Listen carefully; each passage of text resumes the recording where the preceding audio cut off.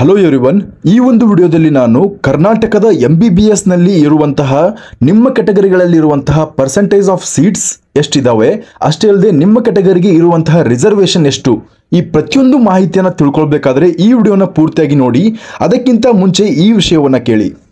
Neat ಇನ್ನೊಂದು ವರ್ಷ drop ಮಾಡ್ಬೇಕು ಅನ್ಕೊಂಡಿದ್ದೀರಾ? ಹಾಗಿದ್ರೆ ನಿಮ್ಗಾಗಿ ನಾನ್ ಸಜೆಸ್ಟ್ ಮಾಡ್ತಾ ಇರೋದು ಇನ್ಸ್ಪೈರ್ ನೀಟ್ ಅಕಾಡೆಮಿ. ಇಲ್ಲಿರುವ ಎಲ್ಲ ಫ್ಯಾಕಲ್ಟಿಗಳು ಹೈಲಿ ಕ್ವಾಲಿಫೈಡ್ ಆಗಿದ್ದಾರೆ. ನಿಮ್ಮ ಕನಸನ್ನು ನನಸಾಗಿಸಿಕೊಳ್ಳಲು ಕೇವಲ ಒಂದೇ ಒಂದು ಅಕಾಡೆಮಿ ಯಾವುದಾದ್ರೂ ಇದ್ರೆ ಅದು ಇನ್ಸ್ಪೈರ್ ಅಕಾಡೆಮಿ. ಕೂಡಲೇ ಕಮೆಂಟ್ ಬಾಕ್ಸ್ ಅಲ್ಲಿ ನೀಡಿರುವಂತಹ ನಂಬರ್ಗೆ ಕಾಲ್ ಮಾಡಿ ಅಡ್ಮಿಷನ್ ಅನ್ನು ಮಾಡಿಸಿಕೊಳ್ಳಿ. ಮೊದಲಿಗೆ ಕನ್ಸಿಡರ್ ಮಾಡಬೇಕಾದಂತಹ ಕ್ಯಾಟಗರಿ ಯಾವುದಂದ್ರೆ ಜನರಲ್ ಕ್ಯಾಟಗರಿ. ಈ ಒಂದು ಕ್ಯಾಟಗರಿಯಲ್ಲಿ ಟೋಟಲ್ 100% ಆಫ್ ಸೀಟ್ಸ್ಗಳಿದ್ದರೆ ಅದರಲ್ಲಿ 50% ಆಫ್ ಸೀಟ್ಸ್ಗಳು ನಮಗೆ ಜನರಲ್ ಕ್ಯಾಟಗರಿಯಲ್ಲೇ ಸಿಗ್ತವೆ. ಯಾಕಂದರೆ ಈ ಒಂದು ಕ್ಯಾಟಗರಿಯಲ್ಲಿ ಎಲ್ಲ ಕ್ಯಾಟಗರಿಗಳು ಭಾಗವಹಿಸಬಹುದಾಗಿರುತ್ತೆ.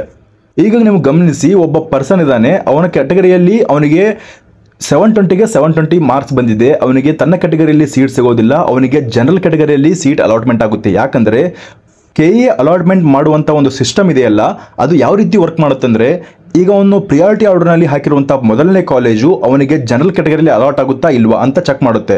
ಅವನಿಗೆ ಜನರಲ್ ಕ್ಯಾಟಗರಿಯಲ್ಲಿ ಅಲಾಟ್ ಆದರೆ ಅದೇ ಒಂದು ಕ್ಯಾಟಗರಿಯಲ್ಲಿ ಅವನಿಗೆ ಅಲಾಟ್ಮೆಂಟನ್ನು ಮಾಡುತ್ತೆ. ಅಕಸ್ಮಾತ್ ಅವನಿಗೆ ಜನರಲ್ ಕ್ಯಾಟಗರಿಯಲ್ಲಿ ಅಲಾಟ್ ಆಗಲಿಲ್ಲ ಅಂದರೆ ತದನಂತರ ಅವನ ಕ್ಯಾಟಗರಿ ಯಾವುದಿರುತ್ತೋ ಆ ಕ್ಯಾಟಗರಿಯಲ್ಲಿ ಅಲಾಟ್ಮೆಂಟ್ ಆಗುತ್ತೆ. ಆದ್ದರಿಂದ ಹೇಳೋದು, ಈ ಒಂದು ಕ್ಯಾಟಗರಿಯಲ್ಲಿ ಯಾವುದೇ ಒಂದು category irrespective of their reservation, ಈ ಒಂದು ಕ್ಯಾಟಗರಿಯಲ್ಲಿ ಅವರಿಗೆ ಅಲಾಟ್ಮೆಂಟ್ ಆದರೆ ಇದೇ ಕ್ಯಾಟಗರಿಯಲ್ಲಿ ಫಸ್ಟಿಗೆ ಅಲಾಟ್ಮೆಂಟನ್ನು ಮಾಡಲಾಗುತ್ತೆ.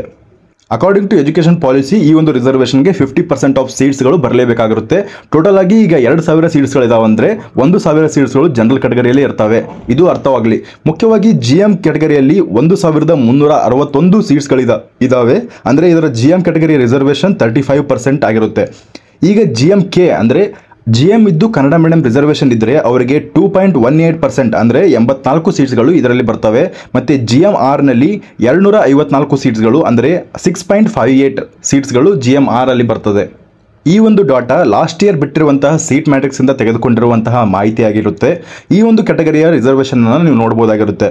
ಇವಾಗ ಇನ್ನೊಂದು ಎಕ್ಸಾಂಪಲ್ ಅನ್ನು ಕೊಡ್ತೇನೆ. ಈಗ ಒಬ್ಬ ಪರ್ಸನ್ಗೆ SCR ರಿಸರ್ವೇಷನ್ ಇದೆ ಅಂತ ಅನ್ಕೊಳ್ಳಿ. ಅವನಿಗೆ ಮೊದಲಿಗೆ ಅಲಾಟ್ ಆಗೋದು, ಈಗ ಅವನಿಗೆ 720ಕ್ಕೆ 720 ಬಂದಿದೆ ಅಂತ ಅನ್ಕೊಳ್ಳಿ. ಅವನಿಗೆ ಮೊದಲಿಗೆ ಅಲಾಟ್ ಆಗೋದು ಯಾವ ಕ್ಯಾಟಗರಿಯಲ್ಲಿ ಅಂದರೆ GM ಕ್ಯಾಟಗರಿಯಲ್ಲಿ ಅಲಾಟ್ ಆಗುತ್ತೆ. GM ಕ್ಯಾಟಗರಿಯಲ್ಲಿ ಅವನಿಗೆ ಸೀಟ್ ಸಿಗಲಿಲ್ಲ ಅನ್ಕೊಳ್ಳಿ, ಅವಾಗ ಅವನಿಗೆ ಬರುವಂಥದ್ದು GMR ಅಲ್ಲಿ ಅಲಾಟ್ ಆಗುತ್ತೆ. GMR ನಲ್ಲೂ ಅವನಿಗೆ ಸಿಗಲಿಲ್ಲ ಅನ್ಕೊಳ್ಳಿ, ಅವಾಗ ಅವನಿಗೆ SCGಯಲ್ಲಿ ಅಲಾಟ್ ಆಗುತ್ತೆ. SCGಯಲ್ಲಿ ಸೀಟ್ ಸಿಗಲಿಲ್ಲ ಅಂದರೆ ಕೊನೆಗೆ ಅವನಿಗೆ ಇರುವಂತಹ ಆಪ್ಷನ್ ಯಾವುದಂದ್ರೆ SCR ಇರುತ್ತೆ. ಈ ರೀತಿ ಒಂದು ಪ್ರಿಯಾರಿಟಿ ಆರ್ಡರ್ ಅದು ಕಂಪ್ಯೂಟರ್ ಸಿಸ್ಟಮ್ ಇರುತ್ತಲ್ಲ ವರ್ಕ್ ಮಾಡುತ್ತೆ. ಈಗ ಬರುವಂಥ ಕ್ಯಾಟಗರಿ 2A ಕ್ಯಾಟಗರಿ ಆಗಿರುತ್ತೆ. ಈಗ ನೋಡಿ, 2AG ಅಂತ ಒಬ್ಬನಿಗೆ ರಿಸರ್ವೇಷನ್ ಇದೆ ಅನ್ಕೊಳ್ಳಿ. ಅವನಿಗೆ ಮೊದಲು ಅಲಾಟ್ಮೆಂಟ್ ಆಗಬೇಕಾದದ್ದು GM ಕ್ಯಾಟಗರಿಯಲ್ಲಿ. GM ಕ್ಯಾಟಗರಿಯಲ್ಲಿ ಸೀಟ್ ಸಿಗದೇ ಇದ್ರೆ ಅವನಿಗೆ ನೆಕ್ಸ್ಟ್ ಅಲಾಟ್ಮೆಂಟ್ ಆಗೋದು 2AG ಅಲ್ಲಿ ಅಲಾಟ್ ಆಗುತ್ತೆ. ಅದೇ ರೀತಿ 2AK ಇದ್ರೆ ಅವನಿಗೆ ಮೊದಲಿಗೆ ಅಲಾಟ್ ಆಗೋದು GM ಕ್ಯಾಟಗರಿಯಲ್ಲಿ. GM ಸಿಗಲಿಲ್ಲ ಅಂದರೆ GMK ಅಲ್ಲಿ, GMK ಯಲ್ಲಿ ಸಿಗಲಿಲ್ಲ ಅಂದರೆ 2AG ಅಲ್ಲಿ, 2AG ಯಲ್ಲೂ ಸಿಗಲಿಲ್ಲ ಅಂದರೆ 2AK ಅಲ್ಲಿ. ಈ ರೀತಿ ಪ್ರೊಸೆಸ್ ಆಗುತ್ತೆ. ಈಗ ನೀವು ಸೀಟನ್ನು ನೋಡ್ಬೋದು. ಈ ಒಂದು ಕ್ಯಾಟಗರಿಯಲ್ಲಿ 15% ರಿಸರ್ವೇಷನ್ ಇರುತ್ತೆ. 2AG ಯಲ್ಲಿ 465 ಸೀಟ್ಸ್ಗಳಿದ್ದಾವೆ, 2AK ಯಲ್ಲಿ 29 ಸೀಟ್ಸ್ಗಳಿದ್ದಾವೆ, ಮತ್ತು 2AR ಅಲ್ಲಿ 86 ಸೀಟ್ಸ್ಗಳಿದ್ದಾವೆ. ತದನಂತರ ಬರುವಂಥ ಕ್ಯಾಟಗರಿ 2B ಕ್ಯಾಟಗರಿ ಆಗಿರುತ್ತೆ. 2B ಕ್ಯಾಟಗರಿಯಲ್ಲಿ 2BG ಯಲ್ಲಿ 125 ಸೀಟ್ಸ್ಗಳು, 2B ಕನ್ನಡ ಮೀಡಿಯಮಲ್ಲಿ 7 ಸೀಟ್ಸ್ಗಳಿದ್ದಾವೆ, ಮತ್ತು 2BR ಅಲ್ಲಿ 23 ಸೀಟ್ಸ್ಗಳಿದ್ದಾವೆ. ಟೋಟಲ್ ಆಗಿ ಇರುವಂತಹ ಸೀಟ್ಸ್ಗಳಲ್ಲಿ 4% ಸೀಟ್ಗಳು 2B ಕ್ಯಾಟಗರಿಗೆ ರಿಸರ್ವ್ ಆಗಿರ್ತವೆ. ಮುಂದಿನ ಕ್ಯಾಟಗರಿ 3A ಕ್ಯಾಟಗರಿ. 3A ಕ್ಯಾಟಗರಿಯಲ್ಲಿ ಕೂಡ ನೀವು ಗಮನಿಸಬಹುದು 4% reservation. Total number of seats ಎಷ್ಟಿರ್ತವೆ ಅದರಲ್ಲಿ 4% ರಿಸರ್ವೇಷನ್ 3A ಕ್ಯಾಟಗರಿಗೆ ಇರುತ್ತದೆ. ಈ ಒಂದು ಕ್ಯಾಟಗರಿಯಲ್ಲಿ ಕೂಡ ನೀವು ಗಮನಿಸಬಹುದು 3AG ಯಲ್ಲಿ 124 ಸೀಟ್ಸ್ಗಳಿರ್ತವೆ, 3AK ಯಲ್ಲಿ 7 ಸೀಟ್ಸ್ಗಳಿರ್ತವೆ, 3AR ಅಲ್ಲಿ 23 ಸೀಟ್ಸ್ಗಳಿರ್ತವೆ. ಆದರೆ ನೀವು ಗಮನಿಸಬಹುದು 3A ಕ್ಯಾಟಗರಿ, 3B ಕ್ಯಾಟಗರಿ ಮತ್ತು ಜನರಲ್ ಕ್ಯಾಟಗರಿಗಳ ಒಂದು ಕಟ್ ಆಫ್ ಇರ್ತದಲ್ಲ, ಆಲ್ಮೋಸ್ಟ್ ಈಕ್ವಲ್ ಆಗಿರ್ತದೆ. ಆದ್ದರಿಂದ 3A ಕ್ಯಾಟಗರಿ ಮತ್ತು 3B ಕ್ಯಾಟಗರಿಯವರು ಜನರಲ್ ಕ್ಯಾಟಗರಿಯ ಸೀಟ್ಸ್ಗಳಲ್ಲೂ ಕೂಡ ಪಾರ್ಟಿಸಿಪೇಟ್ ಮಾಡಬಹುದಾಗಿರುತ್ತೆ. ಆದ್ದರಿಂದ ಈ ಒಂದು ಕ್ಯಾಟಗರಿಗಳ ಸೀಟ್ಸ್ ಕೂಡ ಜನರಲ್ ಕ್ಯಾಟಗರಿಯ ಸೀಟ್ಸ್ನೊಂದಿಗೆ ಕೂಡಿಕೊಂಡು ಬಹಳಷ್ಟು ಸೀಟ್ಗಳು ಆಗ್ತವೆ ಪಾರ್ಟಿಸಿಪೇಟ್ ಮಾಡೋದಕ್ಕೆ. ಮುಂದಿನ ಸೀಟ್ಸ್ಗಳು 3B ಕ್ಯಾಟಗರಿಯಲ್ಲಿ ಕೂಡ ಗಮನಿಸಬಹುದು 3BG ಯಲ್ಲಿ 156 ಸೀಟ್ಸ್ಗಳು, 3BK ಯಲ್ಲಿ 9 ಸೀಟ್ಗಳು ಮತ್ತು 3BR ಅಲ್ಲಿ 28 ಸೀಟ್ಸ್ಗಳಿರ್ತವೆ. ಟೋಟಲ್ ರಿಸರ್ವೇಷನ್ ಪಾಲಿಸಿ ಪ್ರಕಾರ ನೋಡ್ಕೊಂಡು ಹೋದರೆ ಈ ಒಂದು ಕ್ಯಾಟಗರಿಯಲ್ಲಿ 5% ಸೀಟ್ಸ್ಗಳು ಅಂದರೆ ಟೋಟಲ್ ನಂಬರ್ ಆಫ್ ಸೀಟ್ಸ್ ಎಷ್ಟಿರ್ತವೆ ಅದರಲ್ಲಿ 5% ಸೀಟ್ಸ್ಗಳು 3B ಕ್ಯಾಟಗರಿಯಲ್ಲಿ ಇರ್ತವೆ.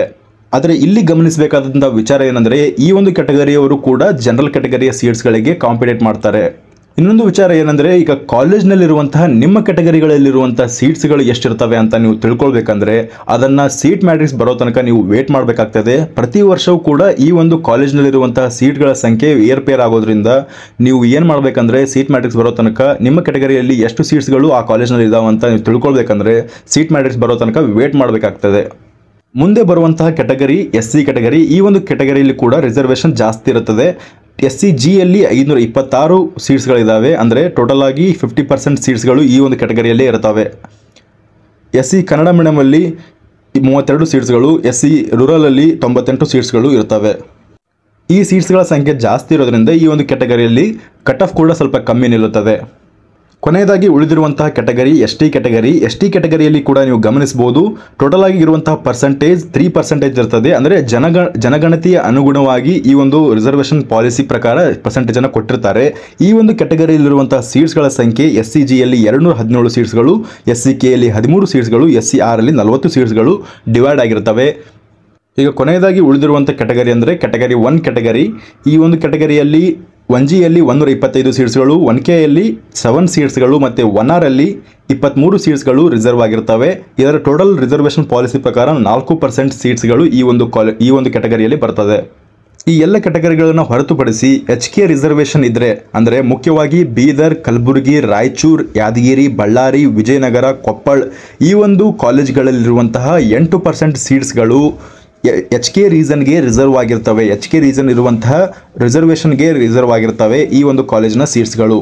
ಈ ಒಂದು ಮಾಹಿತಿ ನಿಮಗೆ ಇಷ್ಟವಾಗಿದೆ ಅನ್ಕೊಳ್ತೀನಿ. ಈ ಮಾಹಿತಿ ನಿಮಗೆ ಇಷ್ಟವಾಗಿದ್ದರೆ ನಿಮ್ಮ ಫ್ರೆಂಡ್ಸ್ಗಳೊಂದಿಗೆ ಶೇರ್ ಮಾಡಿ, ಹಾಗೆ ಚಾನಲನ್ನು ಸಬ್ಸ್ಕ್ರೈಬ್ ಮಾಡ್ಕೊಳ್ಳಿ. Thank you.